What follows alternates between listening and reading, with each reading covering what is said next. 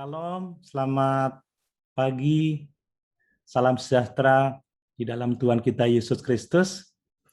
Kiranya Irene itu sungguh-sungguh limpah dalam setiap kehidupan kita. Bapak Ibu, saudara sekalian, pimpinan, dosen, staf, dan seluruh mahasiswa-mahasiswi, kita sungguh bersyukur kepada Tuhan kalau saat ini kita ada dalam ibadah bersama untuk penutupan semester genap tahun ajaran 2020-2021. Sungguh semua ini karena kemurahan Tuhan, kita patut bersyukur, memuliakan Dia. Kita tahu bagaimana besarnya tantangan dalam pembelajaran kita, mulai awal pandemi sampai saat ini, tetapi puji Tuhan, kalau kita boleh menyelesaikan tahun akademik 2020-2021, kita percaya semua karena berkat dan pertolongan Tuhan. Saya menghargai seluruh kerja keras dari pimpinan staf, dosen, dan seluruh mahasiswa. Dalam pertolongan Tuhan, kita dapat melakukan tugas dan tanggung jawab kita masing-masing. Baik, pada kesempatan ini saya akan menyampaikan renungan firman Tuhan mengenai diselamatkan untuk melayani. Saya mohon diberikan hak untuk share screen.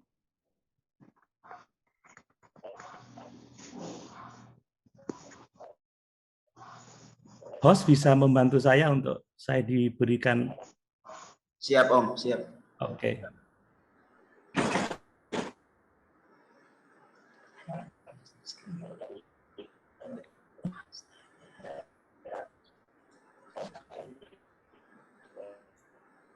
Oke, baik. Sudah bisa.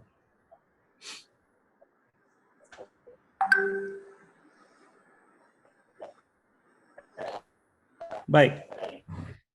Jadi tema renungan firman Tuhan pagi ini untuk penutupan semester adalah diselamatkan untuk melayani. Mari kita membaca firman Tuhan di dalam surat 2 Timotius pasal 1 ayat 6 sampai ayat 7. Saya akan membaca buat kita sekalian, demikian firman Tuhan. Karena itulah kuperingatkan engkau untuk mengobarkan karunia Allah yang ada padamu oleh penumpangan tanganku atasmu. Sebab Allah memberikan kepada kita bukan roh ketakutan, melainkan roh yang membangkitkan kekuatan, kasih, dan ketertiban. Saya akan memberikan pengantar sedikit dari khotbah ini. Perhatikan bahwa setiap orang Kristen itu diselamatkan bukan hanya sekedar untuk masuk surga, tetapi kita diselamatkan untuk melayani. Ini yang menjadi rencana Allah dari kekal sampai kekal. Nah, dalam hal ini sudah sepatutnya kita bersyukur. Kita semua ada di Sekolah Tinggi Alkitab Jember untuk melayani Tuhan. Amin. Saya yakin kita ada di institusi ini, di lembaga pendidikan ini untuk melayani Tuhan. Pimpinan, dosen, staf, melayani Tuhan di bidang kerjanya masing-masing.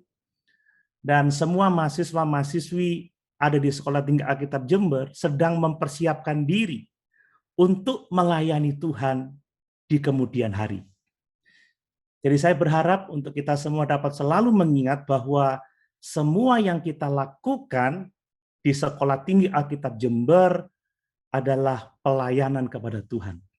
Jangan lupakan itu, kita adalah hamba-hamba Tuhan.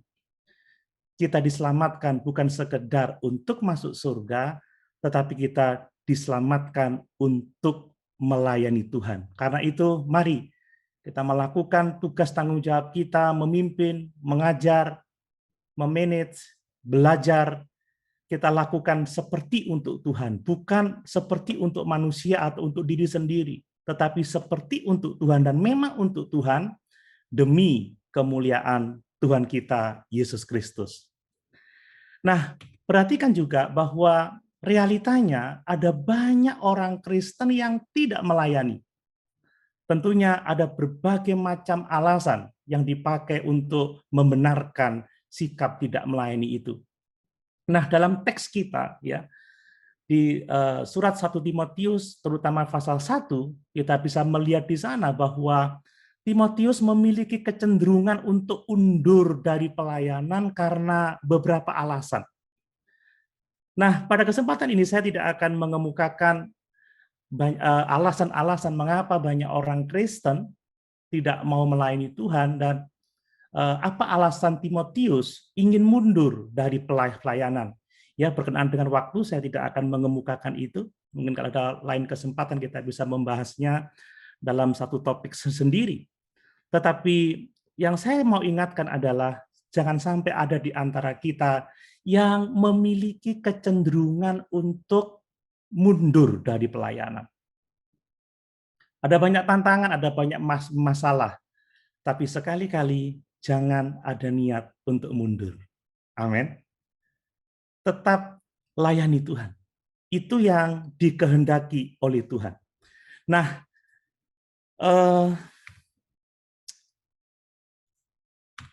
melalui surat keduanya kepada Timotius ini, ya, terutama di ayat 6 sampai ayat yang ke-11 pasal 1, kita melihat Paulus mendorong Timotius untuk terus melayani sekalipun besar tantangan yang harus dia hadapi. Ya, didorong untuk terus melakukan pekerjaan Tuhan yang dipercayakan kepadanya sekalipun ada banyak hambatan yang harus dia hadapi. Kalau kita melihat Paulus sadar ya, dia sementara di penjara dan dia sedang menunggu eksekusi matinya dan dia tahu bahwa dia harus menyerahkan estafet pelayanannya kepada Timotius. Itu sebabnya dia menasihati Timotius ya untuk terus maju, jangan undur, jangan berhenti, jangan menyerah. Apapun tantangannya, apapun hambatannya, berapapun harga yang harus dibayar, tetap penuhi panggilan Tuhan. Nah, mengingat estafet pelayanan kita semua, maka saya mendorong ya seluruh sivitas akademika Sekolah Tinggi Alkitab Jember untuk kita setia mengerjakan tugas panggilan kita di institusi ini. Jangan merasa lemah sekalipun tantangannya hebat. Mari kita terus bergerak maju di dalam tuntunan Tuhan demi kemuliaan nama Tuhan. Ya, kalau mahasiswa-mahasiswi mundur karena alasan-alasan tertentu, siapa yang akan meneruskan estafet pelayanan di kemudian hari? Ya, SDA Jember sedang melayani dan mempersiapkan orang-orang yang siap melanjutkan estafet pelayanan. Ini harus dikerjakan dengan sungguh-sungguh karena ini adalah kehendak Tuhan untuk setiap orang yang percaya kepadanya. Nah, perhatikan beberapa nasihat Paulus kepada Timotius yang juga adalah nasihat untuk kita, orang-orang percaya sekarang ini. Di dalam pasal 1 ayat 6 sampai yang ke-7 kita melihat bahwa Paulus menasihatkan Timotius karena dia telah diselamatkan, karena Timotius telah diselamatkan, maka Timotius harus melayani Tuhan. Ini menjadi sangat penting bagi kita ya. Inilah alasan kenapa kita melayani Tuhan saat ini. Kenapa kita ada di SDA Jember saat ini. Karena kita sudah diselamatkan. Jadi alasan kita melayani Tuhan bukan alasan egois diri kita sendiri atau alasan yang lain. Ya, kita di sini karena kita sudah diselamatkan. Kita melayani sebagai respon terhadap kasih Tuhan yang besar kepada kita. Pelayanan kita adalah cara kita untuk memuliakan Tuhan yang sudah mengasihi dan menyelamatkan kita dengan mengorbankan dirinya sendiri di atas kayu salib. Mari tanamkan dalam hati kita bahwa kita melayani karena kita sudah diselamatkan, bukan karena alasan-alasan egois yang lainnya. Kemudian dalam pasal 1 ayat yang ke-8, ya 2 Timotius, Paulus menasihatkan bahwa untuk melayani Tuhan, Timotius harus siap menderita. Demikian juga dengan kita. Kita tidak akan bisa melayani kalau kita tidak siap menderita. Tentunya kita semua tahu ya, bahwa ada banyak penderitaan dalam melayani Tuhan. Tapi itulah harga yang harus dibayar. Kita tidak dipanggil hanya untuk menerima keselamatan tetapi juga menderita untuk Kristus. Seorang hamba yang melayani dengan sungguh-sungguh akan mengalami banyak penderitaan. Dan kita juga tahu bersama, ya, ada banyak penderitaan dalam pelayanan kita di Sekolah Tinggi Alkitab Jember.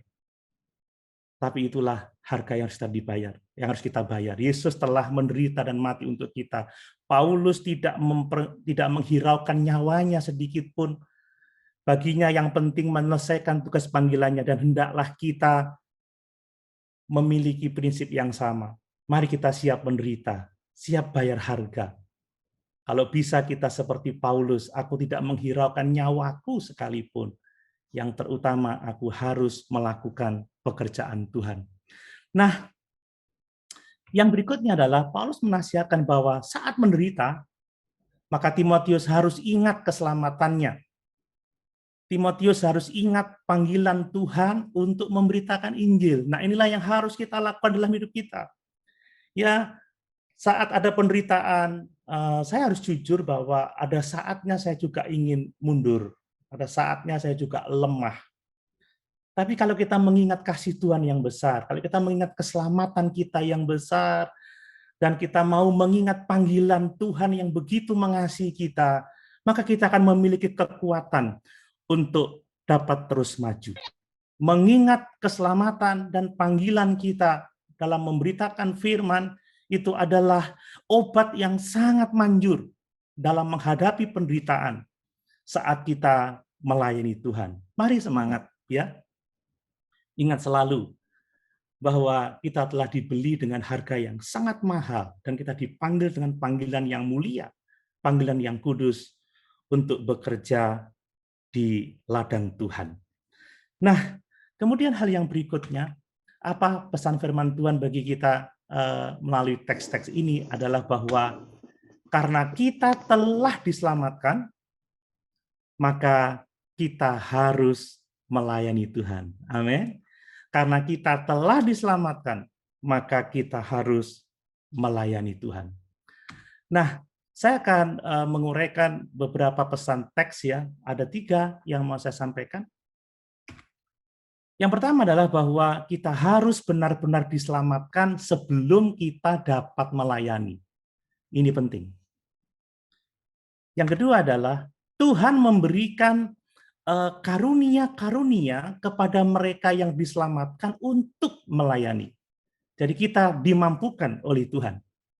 Kemudian bahwa Tuhan dengan kedaulatannya, dia memberikan karunia untuk melayani. Tetapi kita, si penerima karunia itu, kita bertanggung jawab untuk menemukan karunia kita, mengembangkan karunia kita, mengobarkan karunia kita, dan terus menggunakan karunia-karunia itu untuk kita melayani Tuhan. Nah, mari kita lihat sedikit itu satu persatu. Bahwa kita harus terlebih dahulu diselamatkan sebelum kita melayani Tuhan. Ya. Perhatikan bahwa kita tidak bisa melayani sebelum benar-benar diselamatkan. Ya. Kita tidak bisa melayani sebelum benar-benar diselamatkan. Keselamatan itu adalah dasar dari semua pelayanan yang kita lakukan untuk Tuhan. Ya, tanpa kita diselamatkan terlebih dahulu, kita tidak akan berjalan sesuai dengan kehendak Tuhan. Lihat begitu banyak masalah dalam pelayanan yang disebabkan oleh para pelayan, sebab sesungguhnya dia belum diselamatkan. Kalau orang sudah diselamatkan, hidupnya pasti berubah dan dia tidak akan menjadi sumber masalah, tetapi menjadi sumber berkat. Sebab Tuhan telah memberkati dia. Ingat, diberkati untuk memberkati. Nah, kalau belum menerima berkat, nah mungkin bisa memberkati. Kalau belum diselamatkan, tidak mungkin dapat melayani Tuhan. Ya, ini yang kita pahami. Maka cek keselamatan kita. Apakah iman kita adalah iman yang hidup, iman yang menyelamatkan? Apakah kita mempunyai hubungan intim dengan Tuhan? Ini menjadi penting bagi kita. Yang berikutnya, jangan berpikir bahwa kita dapat menawarkan perbuatan baik kita untuk diterima Tuhan. Orang yang nggak yakin akan keselamatannya, seperti dunia, dia berpikir dapat melakukan sesuatu yang bisa menjadi kredit poin untuk diterima oleh Tuhan. Ini sesuatu yang tidak mungkin. Ingat bahwa Tuhan tidak pernah berhutang kepada siapapun, tidak pernah berhutang apapun. Keselamatan itu adalah pemberian gratis, free. Sebab oleh karena kasih karunia, kamu diselamatkan oleh iman, itu bukan hasil pekerjaanmu, itu bukan hasil usahamu, itu pemberian Allah. Tuhan tidak pernah berhutang apapun dan berhutang kepada siapapun. Justru Tuhan yang memberikan segala sesuatu dengan murahnya kepada kita, dengan murah hati. Pemberian free, pemberian gratis gitu. Ya, saya menggarisbawahi bahwa pelayanan kita bukan untuk membayar keselamatan, bukan. Pelayanan itu adalah buah dari keselamatan. Ingat bahwa perbuatan baik itu mengikuti keselamatan. Tidak mungkin orang bisa berbuat baik untuk selamat, karena selamat orang baru bisa berbuat baik, dimampukan oleh Tuhan. Ya, jadi pastikan bahwa kita semua telah menerima keselamatan dari Tuhan. Pastikan bahwa kita memiliki hubungan yang real, hubungan yang benar, hubungan yang intim dengan Tuhan. Sebelum kita diselamatkan, kita tidak dapat melayani Tuhan dengan baik. Oke, yang kedua, bahwa Tuhan itu memberikan karunia kepada orang-orang yang diselamatkan untuk melayani Tuhan, untuk melayani Dia. Jadi tidak pernah Tuhan itu memerintahkan kepada kita sesuatu tanpa memperlengkapi kita, tanpa memampukan kita. Ingat dalam kisah perjanjian lama bagaimana Allah mengaruniakan kesanggupan kepada Aholiab dan Besaliel untuk mengerjakan pekerjaan-pekerjaan di kemah suci. Bahkan seluruh perjanjian lama sampai perjanjian baru, Tuhan tidak pernah tidak. Dia selalu memberikan perlengkapan, pertolongan, kesanggupan orang-orang untuk melakukan kehendak-Nya. Makanya jangan sampai ada di antara kita yang merasa minder, aku tidak bisa, aku tidak mampu, ternyata aku lemah. No, tidak seperti itu. Karena Tuhan bertanggung jawab. Tuhan memberikan karunia untuk kita dapat melayani Dia. Ini yang harus kita pahami. Tidak ada seorang pun yang tidak menerima karunia itu. Nah, perhatikan beberapa hal dalam bagian ini. Bahwa karunia Tuhan yang terutama bagi kita adalah Roh Kudus.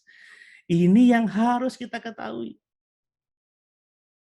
Jangan berpikir terlebih dahulu kemampuan ini, kemampuan itu, kesanggupan ini, kesanggupan itu. Yang pertama-tama yang Tuhan karuniakan kepada kita adalah dirinya sendiri melalui Roh-Nya yang kudus. Ingat di dalam Efesus pasal 1 ayat yang ke-13, ya ketika kamu mendengar firman kebenaran, ketika kamu mendengar Injil keselamatan, dan ketika kamu percaya, kamu dimeteraikan dengan Roh Kudus yang dijanjikannya itu. Ya. Jadi setiap kita yang percaya, kita dikaruniakan Roh Kudus oleh Tuhan. Itu karunia yang terutama gitu ya. Oke ya, itu karunia yang terutama. Dan itu kita terima saat kita percaya Yesus. Itu kita terima saat keselamatan. Jadi setiap orang percaya itu menerima karunia Roh Kudus saat keselamatan. Bisa tolong salah satu mahasiswa untuk membaca dalam Galatia pasal 3 ayat yang kedua. Galatia 3 ayat 2.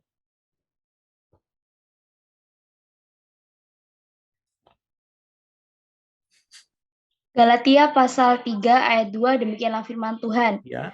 Hanya ini yang hendak ku ketahui daripada kamu. Adakah kamu telah menerima roh karena melakukan hukum Taurat atau karena percaya kepada pemberitaan Injil? Oke. Karena apa kita menerima roh? Pemberitaan Injil. Amin. Karena kita percaya kepada pemberitaan Injil. Jadi saat kita menerima Injil, keselamatan, saat kita percaya kepada Injil, kepada Yesus Kristus, maka kita akan dimeteraikan dengan Roh Kudus. Dikatakan di sini bahwa karena percaya kepada pemberitaan Injil, maka orang menerima karunia roh. Coba ayat yang kelima, Galatia 3 ayat yang kelima. Galatia pasal 3 ayat yang kelima, demikian firman Tuhan. Jadi bagaimana sekarang? Apakah Ia yang menganugerahkan roh kepada kamu dengan berlimpah-limpah dan yang melakukan mujizat di antara kamu berbuat demikian karena kamu melakukan hukum Taurat atau karena kamu percaya kepada pemberitaan Injil?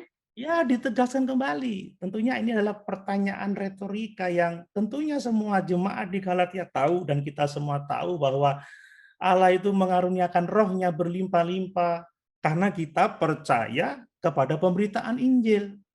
Jadi Roh Kuduslah karunia yang terutama yang kita terima dari Tuhan. Ini yang harus kita pahami. 1 Korintus pasal 12 ayat 13. Tolong dibaca lagi. 1 Korintus 12 ayat 13.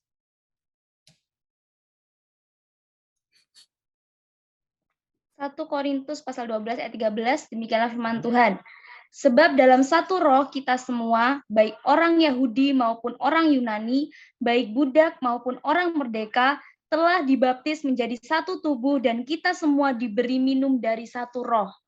Ya, kapan kita dibaptis menjadi satu tubuh? Kapan kita menjadi anggota tubuh Kristus? Saat kita percaya kepadanya.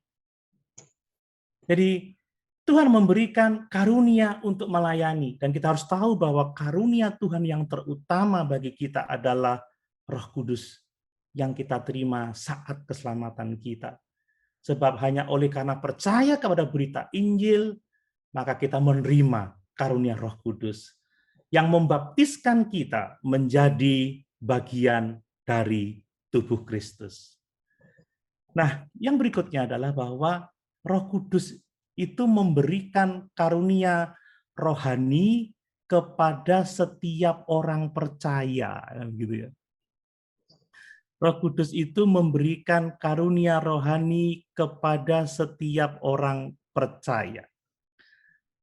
Dalam 1 Korintus pasal 12 ayat yang ke-11, ya, saya membaca untuk kita semua. Tetapi semuanya ini dikerjakan oleh Roh yang satu dan yang sama, yang memberikan karunia kepada tiap-tiap orang secara khusus seperti yang dikehendakinya. Jadi Tuhan yang telah memberikan Roh Kudus kepada kita, Roh itu memberikan karunia-karunia rohani kepada setiap orang percaya yang akan memampukan untuk melayani Dia. Ya. Nah, apa yang perlu kita pahami di sana? Bahwa Tuhan itu tidak membiarkan kita, gitu ya, tidak membiarkan kita. Dia memberikan Roh Kudus kepada kita. Ini yang perlu kita pahami. Dia memberikan karunia rohani kepada setiap orang. Jadi setiap kita itu ada karunia rohaninya, ya. Jadi jangan ada yang berpikir, aduh saya tidak punya karunia ini, saya tidak punya karunia itu, sehingga saya tidak bisa melayani Tuhan. Nah, ini sesuatu yang perlu kita perhatikan. Nah, kemudian setiap orang Kristen itu memiliki karunia-karunia rohani. Tolong dibaca Roma 12 ayat 3. Tolong agak cepat karena waktunya sudah tinggal 4 menit. Roma 12 ayat 3. Roma 12 ayat 3, demikian firman Tuhan. Berdasarkan kasih karunia yang dianugerahkan kepadaku, aku berkata kepada setiap orang di antara kamu, janganlah kamu memikirkan hal-hal yang lebih tinggi daripada yang patut kamu pikirkan, tetapi hendaklah kamu berpikir begitu rupa, sehingga kamu menguasai diri menurut ukuran iman yang dikaruniakan Allah kepada kamu masing-masing. Ya, jadi ada karunia-karunia pribadi gitu loh. Kita diberikan karunia, ya. Berdasarkan kasih karunia yang dianugerahkan kepadaku, ya. Janganlah kamu memikirkan hal-hal yang lebih tinggi daripada yang patut kamu pikirkan, tetapi hendaklah kamu berpikir begitu rupa sehingga kamu menguasai diri menurut ukuran iman yang dikaruniakan Allah. Ya, bahkan ukuran iman pun itulah karunia Allah. Kita nggak boleh iri dengan yang lain. 1 Korintus 12 ayat 7. 1 1 Korintus 12 ayat 7. Korintus 12 ayat 7 demikianlah firman Ya. Tuhan. Tetapi kepada tiap-tiap orang dikaruniakan penyataan roh untuk kepentingan bersama. Nah, kepada tiap-tiap orang apa? Tiap-tiap orang percaya. Dikaruniakan penyataan roh untuk kepentingan bersama. Efesus 4 ayat 7. Efesus 4 Efesus ayat 4 ayat 7 demikianlah firman Tuhan. 7. Tetapi kepada kita masing-masing telah dianugerahkan kasih karunia menurut ukuran pemberian Kristus. Ya, kepada kita masing-masing telah dianugerahkan kasih karunia menurut ukuran pemberian Kristus. Jadi terukur itu bukan ukuran kita, tapi ukuran Tuhan. 1 Petrus 4 ayat 10. 1 Petrus 4 ayat 10 demikianlah firman Tuhan. Layanilah seorang akan yang lain sesuai dengan karunia yang telah diperoleh tiap-tiap orang sebagai pengurus yang baik dari kasih karunia Allah. Ya, jadi melayani sesuai dengan karunia yang dikaruniakan kepada kita. Jadi setiap kita mempunyai karunia untuk melayani Tuhan. Ya, jadi tidak ada orang yang tidak melayani Tuhan. Semuanya diberikan kemampuan melalui Roh Kudus yang diterima saat keselamatan. Nah, tanggung jawab kita terhadap karunia rohani. Ya, jelas bahwa semua kita menerima karunia rohani dari Tuhan untuk melayani, dan Tuhan itu berdaulat dalam cara Dia menganugerahkan karunia-karunia rohani. Semuanya bekerja berdasarkan kerelaan Tuhan. Kita tidak bisa menuntut, ya kita bisa meminta, berdoa, memohon, tetapi Tuhan memberikan karunia rohani dalam kedaulatannya, menurut rencananya, menurut kehendaknya. Ya, jadi kita harus tahu bahwa karunia-karunia rohani termasuk karunia-karunia, maksud saya kesanggupan-kesanggupan yang sifatnya alami seperti talenta itu juga datangnya dari Tuhan. Jadi segala sesuatu yang kita miliki itu adalah anugerah Tuhan. Kita banyak membaca ayat-ayat tadi, semuanya adalah pemberian Allah. Makanya tidak seharusnya kita membanggakan karunia kita. Wah, aku punya karunia ini, hebat. Tidak, karena Tuhan memberikan karunia-karunia menurut kedaulatannya, demi kepentingan bersama, demi keuntungan kita bersama, demi kemuliaan Tuhan, tentunya keuntungan rohani ya yang saya maksudkan di sini. Jangan ada di antara kita yang membanggakan diri dari yang lain, karena itu karuniamu dari Tuhan, yang lain juga punya karunia yang lain, seperti tubuh. Tidak ada satu anggota tubuh pun yang tidak penting, bahkan yang dianggap orang paling tidak berarti itu penting, kan gitu. Dan kita semua harus mempertanggungjawabkan itu kepada Tuhan. Nah, yang bisa kita lakukan adalah mari kita menggunakan karunia-karunia yang kita terima dari Tuhan itu untuk melayani Dia demi kemuliaan Tuhan. Nah, tugas kita adalah menemukan karunia kita. Bagaimana cara menemukan karunia kita? Pertama-tama melalui kerinduan dan kesanggupan. Setiap orang yang percaya Yesus, yang sungguh-sungguh diselamatkan, pasti punya kerinduan untuk melayani. Nah, kerinduanmu itu apa? Dan begitu. Lalu cek apakah engkau sanggup melakukannya. Kalau engkau punya kerinduan dan engkau sanggup melakukannya, itu bisa jadi karunia yang Tuhan berikan kepadamu. Jangan sampai punya kerinduan tapi nggak punya kesanggupan maksa ya. Seperti ada orang yang ingin melayani dengan pujian yang menjadi song leader misalkan, tapi setiap menyanyi fals, ya berarti itu bukan karunianya begitu. Itu contoh saja. Melalui apa? Melalui aktivitas pelayanan, terus melayani, jangan pernah undur. Kemudian akan ada konfirmasi dari orang-orang di sekitar kita, wah dia memang dipakai Tuhan di situ, wah dia memang dipakai Tuhan di situ. Dan disitulah kita bisa menemukan karunia kita. Kemudian dari apa? Dari efektivitas pelayanan kita. Kalau pelayanan yang kita lakukan berhasil, diberkati Tuhan, membawa banyak jiwa kepada Tuhan, menyenangkan hati Tuhan, itu adalah karunia yang Tuhan berikan kepadamu. Ini penting untuk kita. Kemudian mengembangkan karunia melalui apa? Pelatihan, pembelajaran. Jadi anak-anakku di STA Jember ini sedang melatih diri, belajar, mengembangkan karunia. Engkau punya kerinduan, engkau punya kesanggupan. Kembangkan terus melalui proses pelatihan, proses pembelajaran. Tanpa itu tidak akan bisa maju. Ya.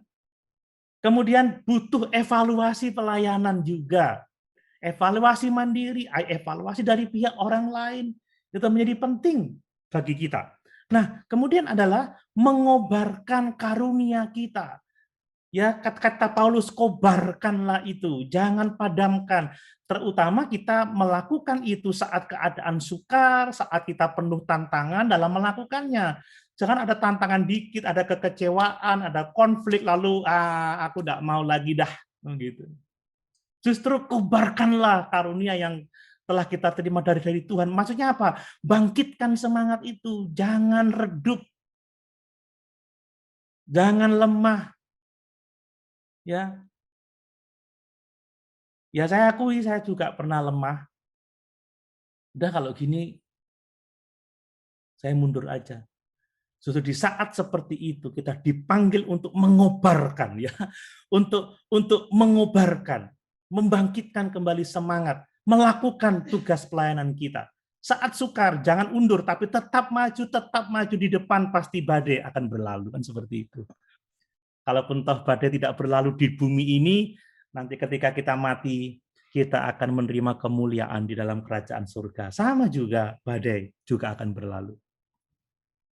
Ya, ini tanggung jawab kita. Bagian terakhir, saudara, kesimpulan dan aplikasi. Saya rupanya meleset beberapa menit, tapi tidak apa-apa. Tadi ada banyak kesalahan teknis juga ya. Oke, karena kita telah diselamatkan, mari kita melayani Tuhan. Tentunya sesuai dengan karunia yang diberikan Tuhan kepada kita. Jangan melayani sesuatu yang tidak Tuhan berikan kepada kita kesanggupan untuk melakukan itu. Tapi banggalah, mengucap syukurlah dengan karunia apa yang Tuhan berikan kepada kita dan lakukanlah itu dengan setia.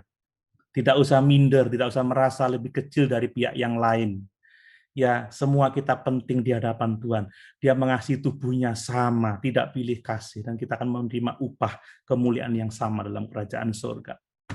Kemudian, terutama untuk mahasiswa, anak-anakku ya, temukan karuniamu, kembangkan, kobarkan, ya, dan lakukan karunia yang Tuhan berikan kepada kita.